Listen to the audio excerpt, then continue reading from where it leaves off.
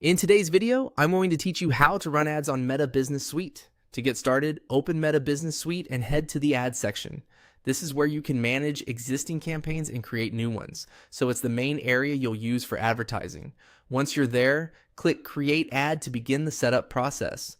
The next thing you'll need to do is choose a goal for your ad. This part is important because your objective tells Meta what kind of result you want, whether that's more leads, more traffic, more messages, or another outcome. Try to choose the goal that matches the action you want people to take after seeing your ad, because this will help the system optimize your campaign more effectively.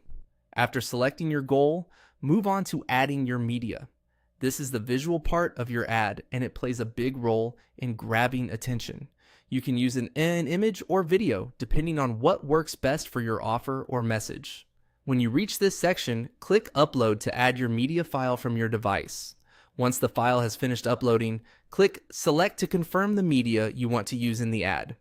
At this stage, make sure you've chosen the correct creative asset. It should be clear, relevant to your message, and sized properly so it looks good across placements.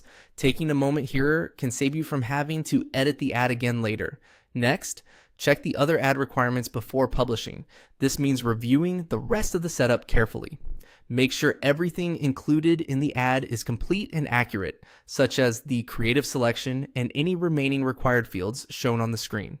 It's always a good idea to look over the preview as well, so you can see how the ad may appear to your audience.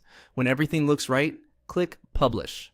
This sends your ad for review and allows Meta to process it before it starts running. Keep in mind that ads usually go through an approval stage, so they may not go live instantly. And that's it. That's how to run an ad in Meta Business Suite, from opening the Ads tab all the way to publishing. If you follow each part carefully, the process is straightforward and much easier to repeat for future campaigns.